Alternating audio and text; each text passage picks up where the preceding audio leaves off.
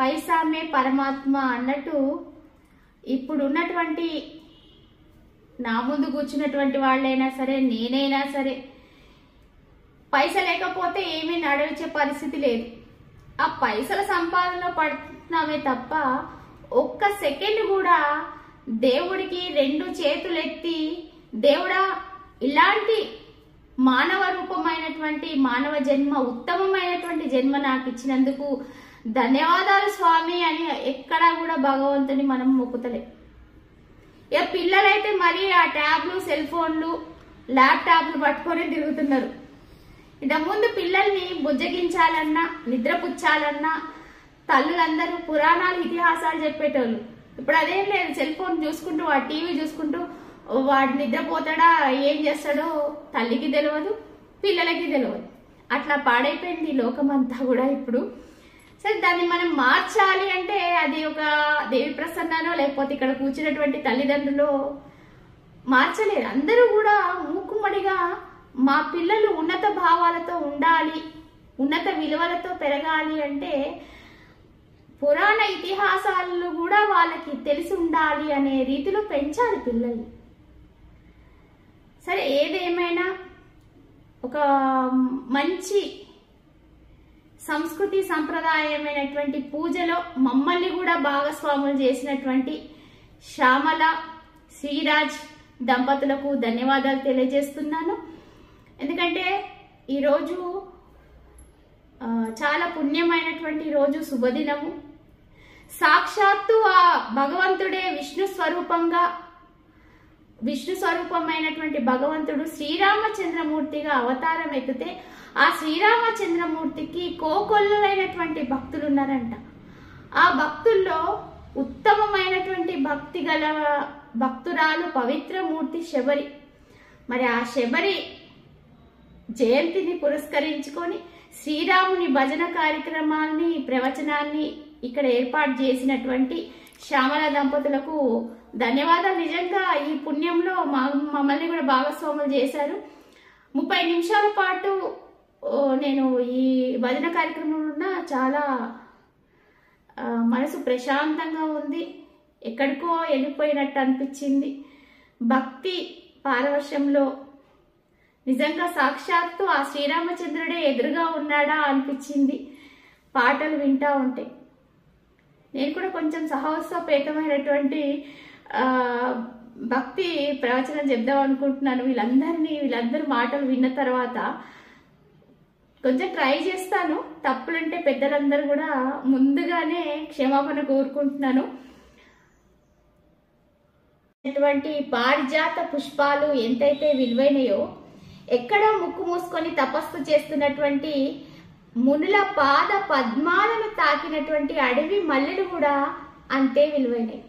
ఇక్కడ పవిత్రమూర్తి మహాభక్తురాలు, శ్రీరామచంద్రుని మహాభక్తురాలైనటువంటి శబరి కూడా ఒక అడవి మల్లెని. ఎక్కడ పుట్టిందో, ఎప్పుడు పుట్టిందో తెలియదు. 13 ఏళ్ల ప్రాయంలో ఇక అడవిలో ఉన్నటువంటి మునుల ఆశ్రమానికి వచ్చిందట. మునుల సేవలోనే ఆమె వయసంతా అయిపోయిందట. ఎట్లా అంటే ఆ కుటీరాన్ని శుభ్రం చేసి, నీళ్లు చల్లి, ముగ్గు పెట్టి, వాళ్లకు పూలు తీసుకొచ్చి వాళ్ళ పాదసేవ చేసి, వాళ్ళు పూజ చేసుకోవడానికి యజ్ఞాలు, హోమాలకు సరైనటువంటి కర్రపులను నేర్కొని వచ్చి అన్నీ చేసి పండ్లు తీసుకొని వచ్చి పెట్టేటువంటి శబరి. ఇక నారబట్టలు, వాళ్ళు వేసుకున్నటువంటి నారబట్టలు ఏవైతే ఉన్నాయో వాటిని ఉతికి పిండి ఆరేసేదంట. అట్లా కాలక్రమేణా కాలం గడిచిపోతా ఉంది. కాలంతో పాటు శబరి కూడా మార్పు వచ్చింది. శబరిలో కూడా మార్పు వచ్చింది. ఇప్పుడు శబరి ఎలా ఉంది అని అంటే, ఇక ఆ కుటీరాన్ని శుభ్రపరిచి నీళ్లు చల్లడంతోనే ఆమె గుండెలో ఉన్నటువంటి కోరికలన్నీ కూడా చల్లబడిపోయినాయంట. ముగ్గు పెట్టడంతోనే ఆమె తల కూడా తెల్లగా ముగ్గు బుట్టలాగా అయిపోయిందట. మునుల కోసం తెచ్చేటువంటి పూలు ఏరడంతోనే ఆమె కనుచూపు సన్నగిల్లిపోయింది. వాళ్ళు తినేటువంటి పండ్లు ఏరుకొని రావడంతోనే ఆమె నోటి పళ్ళు రాలిపోయినాయంట. ఇకపోతే వాళ్ళు ధరించినటువంటి దుస్తులు ఉతికి పిండి ఆరేసడంతోనే ఆమె శరీరం ముడతలు పడి వేలాడుతూ అయిపోయిందంట. అంటే ఇప్పుడు ఆమె చూడడానికి ఎలా ఉంది శబరి అంటే, ఇక గాలికి గలగల్లాడేటువంటి ఒక ఎండుటాకులాగా ఉంది. అంటే శబరి వృద్ధురాలైంది. కానీ శబరి వృద్ధురాలే, ఆమె శరీరానికే వృద్ధాప్యం వచ్చిందంట, ఆమె మనసుకు రాలేదు వృద్ధాప్యం అంట.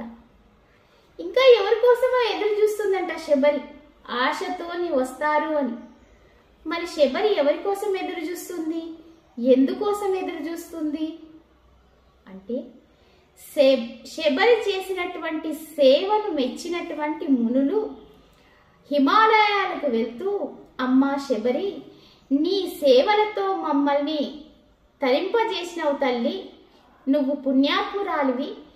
ఈ దారి ఎంబడే ఒక పుణ్యపురుషుడైనటువంటి సాక్షాత్తు విష్ణుమూర్తే మానవ శరీరంలో మానవ రూపంలో జన్మించినటువంటి శ్రీరామచంద్రుడు ఇక్కడికి వస్తాడు, ఆయనకు కూడా నీ సేవలను అందించు తల్లి, ముక్తిని పొందు అని చెప్పారట. ఆ రోజు తడువుగా శ్రీరాముడు వస్తాడు అని ఎదురు చూస్తున్నటువంటి శబరి కళ్ళు కాయలు కాసేలా ఎదురు చూస్తుందంట. ఇదిగో నా రాముడు వస్తాడు, అదిగో నా రాముడు వస్తాడు అని. ఎంత ఎదురు చూపు అంటే, అక్కడ ఇంత చిన్న వినికిడి వినిపించినా ఆ వినికిడిలో ఆమెకు రామా రామా అనే శబ్దమే ధ్వనిస్తుందట. గాలికి ఊగేటువంటి కొమ్మలు శబ్దం వచ్చినా కూడా ఆ శబ్దంలో రామా అనే పదమే వినిపిస్తుంది.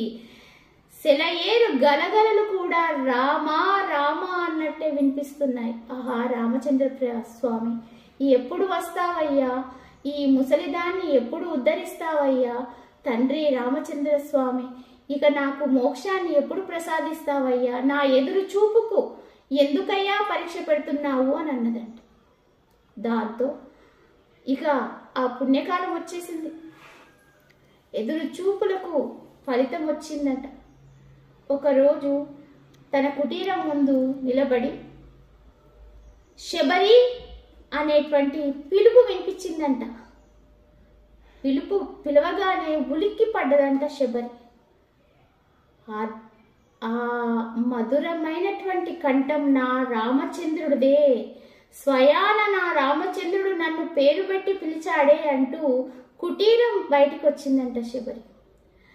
వంగిన నడుముతో ఒక చేత ఊతకర్రను పట్టుకొని కనిపించనటువంటి చూపుతోని చెయ్యిని సూర్యునికి అడ్డంగా పెట్టుకొని శ్రీరామచంద్రుని చూసిందంట. ఆహా, దివ్య మంగళమైనటువంటి రూపం నా రామచంద్రుడిది, ఎంత అందంగా ఉన్నావయ్యా రామయ్య, రావయ్యా నీకోసమే నిరీక్షిస్తున్నాను స్వామి అందంట. ఆయనకు కాళ్ళు కడుక్కోవడానికి నీళ్ళిచ్చి స్వయంగా తన పైట కొంగుతోనే ఆ పాదాలను తుడిచి పువ్వులు వేసి పూజలు చేసి, నా రాముడు ఎంత దూరం నుంచి వచ్చాడో, గొంతు ఆరిపోయి ఉంటది, దాహాంతో ఉంటాడేమోనని నీళ్ళిచ్చిందంట, దాహాన్ని తీర్చుకోమని. ఇక పొద్దున ఎప్పుడు బయలుదేరాడో, అసలు తిన్నాడో లేదో, ఆకలితో ఉన్నాడేమో రామచంద్ర స్వామి అంటూ తాను ఏరుకొచ్చినటువంటి పండ్లను రామచంద్రమూర్తికి ముందు పెట్టిందంట. రామచంద్రుడు తినే సమయానికి, ఆగవయ్యా రామయ్య, ఒకవేళ ఇవి పుల్లగా ఉంటే నువ్వు తింటావో లేదో, ఒకసారి ఆగు అని తానే స్వయంగా రుచి చూసి పుల్లగా ఉన్నటువంటి వాటిని పక్కన పెట్టి తియ్యగా ఉన్నటువంటి వాటిని రామచంద్రుడికి ఇచ్చిందట. శబరి ఎంగిలి చేసి ఇచ్చినటువంటి పండ్లను చాలా ప్రేమగా ఆత్మీయంగా రాముడు తీసుకున్నాడంట. సాక్షాత్తు భగవంతుడే ఎంగిలి పండ్లను తిన్నాడా, ఇదెక్కడ విడ్డూరం అంటే, రాముడు శబరి భక్తికి పారవశ్యుడైపోయాడు, శబరికి వశమైపోయాడు. ఆమె భక్తి ముందు ఆయనకు ఎంగిలి పండ్లు ఎంగిలి అయినాయి అని గుర్తు రాలేదు. అలాగే ఇది ఎంత మధురమైనటువంటి ఘట్టన. ఇలాంటి భక్తులు కోకొల్లలుగా రామచంద్రుడికి ఉన్నారు. ఎంతమంది ఉన్నా శబరి భక్తి ముందు అందరూ దిగదుడిపే అనిపిస్తుంది. ఆమె భక్తి అపురూపమైంది.